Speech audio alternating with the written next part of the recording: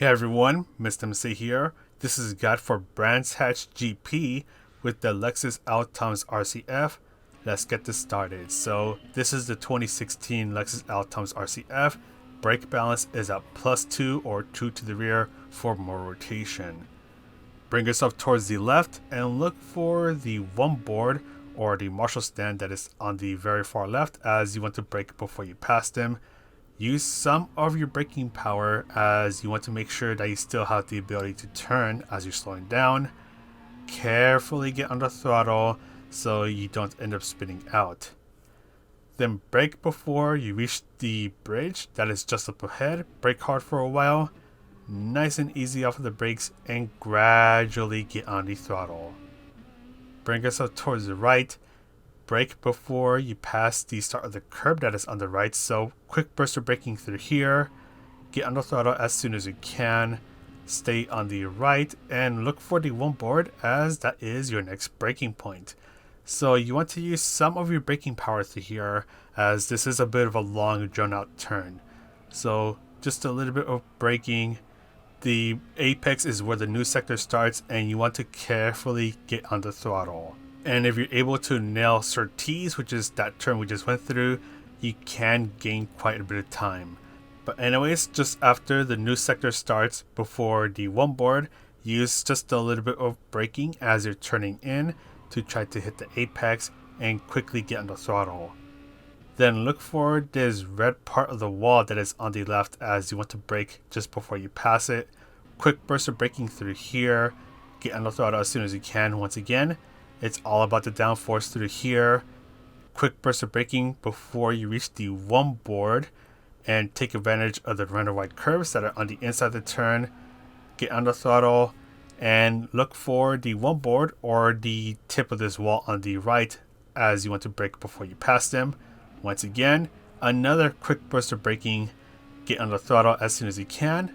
Bring yourself towards the left and your final braking point is before you pass the one board or before you pass the path that is just behind that board. And be a little careful with the throttle as it is really easy to end up getting a pixel of the tires onto the grass or the gravel and you're already off track. But anyways, that's all for the lap guide. Let's go ahead and move on over to the race strategies, which we're already at. So we're doing 15 laps at Brands Hatch GP with the Group 2 cars. Fuel is a ×2, so fuel is not an issue at all, but the tire wear is a ×9, and we're only given the racing medium tires to work with. So some of you may be thinking, oh great, we only have one tire compound to work with, this is going to be a zero stop. Well, that's not actually the case. So Brands Hatch is one of the only circuits in Gran Turismo Sport that has a short pit loss. The short pit loss here being 9 seconds. So it's possible to either do a 0 stop or a 1 stop. So you'll actually have quite a bit of strategies to work with, especially with dirty air being an issue here. And what I mean by that is that whenever you're within the 3/4 of a second range between yourself and the car ahead of you, you're in their slipstream range. So when you go through, say, the back straight over here, it'll help you go a little bit faster and catch up to the car ahead of you.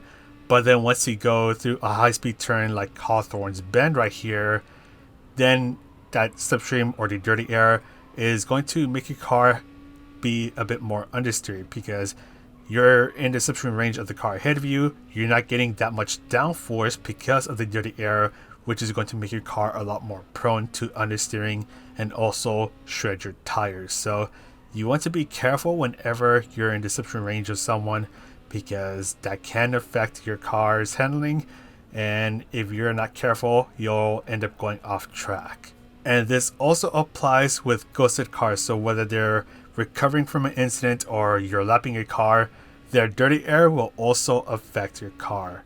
And because of that, the dirty air issue, there's going to be quite a bit of strategy here with lots of undercuts going on for those doing the one stop just to try to get that clean air so they can make some progress. But dirty air aside, let's go ahead and see what the tire situation is all about.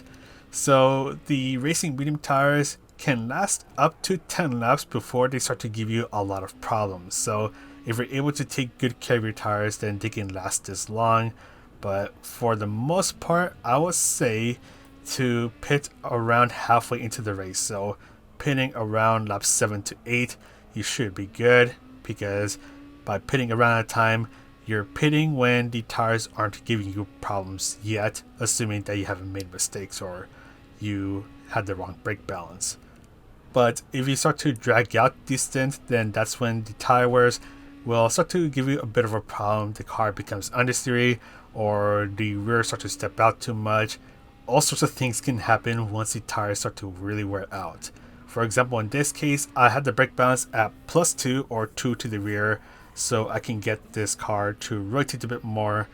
And while that did work, the rear tires did take a beating.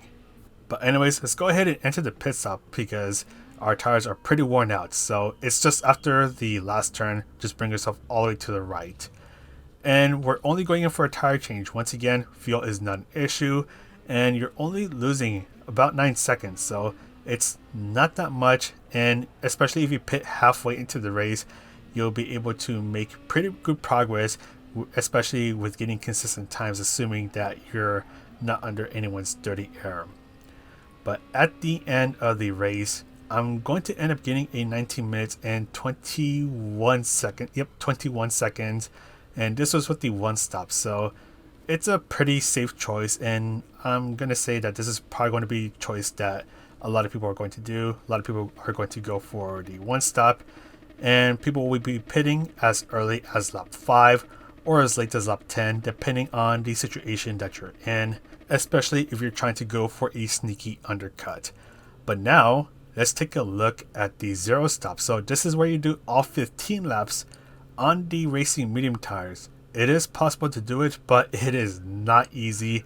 And as I mentioned earlier in the video, once you get to around laps 10, the cars start to become a bit sketchy to drive. If you're in the right brake NSX, then the car is going to be even sketchier because the rear tires wear out faster in that car. With the Lexus RCF, so the 2016 one, it's good on the tires and it's still pretty controllable, but you still get pretty sketchy moments. And that's pretty much going to be the same story with the 2016 Nissan Multi-Altech GTR. And speaking of those three cars, they're going to be really common in this race. All three of those cars are really good, especially the Ray Brick NSX for the time trial. And yeah, tire wear, it gets really sketchy to the point where I almost bent it right here and had a code brown situation. But yeah, that's how scary the tire wear gets, especially if you are pushing the entire race. And that's pretty much what I was doing, to the point where I had to go to -1 brake balance because my rear left tire was pretty much dead. So yeah, if you do zero stop, you need to do a lot of tire saving. It's not easy to do, but it is possible to pull off a zero stop. And then there's also the issue where you're losing a bunch of time, to the point where I think I'm even lapping around 2 seconds per lap slower in the last couple of laps. So you pretty much become a sitting duck. So for those who have one stopped, they're going to catch up to you fast. So hopefully you don't get too close. Otherwise, you're going to have to defend for your life, or just let them bite, because yeah, it's going to be really difficult for you to be able to defend your spot. And as I mentioned earlier, the newer Super GT cars, so the Lexus RCF, the Nissan Multi-Altech GTR, and the Honda Ray Brick NSX, they're really good cars here, each for their own specific reasons. So for example, the Lexus RCF, it's pretty easy to drive. It is a bit understeery, so you do need to brake balance towards the back of the car. The Nissan GTR, so the 2016 one, I'm going to say it's more of an all-rounder in this specific race scenario. And the Honda Ray Brick NSX, it's a handling car, so Brands Hatch and the Ray Brick NSX, they go very well together, which is what you probably see in the time trial. But with the NSX, you want to be a little more careful because it does chew up its rear tires, so you do want a front brake balance for the Honda Ray Brick NSX. But anyways, with the zero stop, I got in 19 minutes and 19 seconds, And I do want to put the disclaimer that this was done early on in the daily races, so just as it came out. So the one stop was a little bit slower because I was still kind of just trying to get a feel for the race itself. So both the 1 and 0 stop are very close. I would actually suggest going with the 1 stop just because with the 0 stop, things get sketchy really fast and the tire wear, it becomes miserable towards the end. But the main reason why I chose the Lexus RCF over the right brick NSX is that this car, at least for me, it feels good to drive.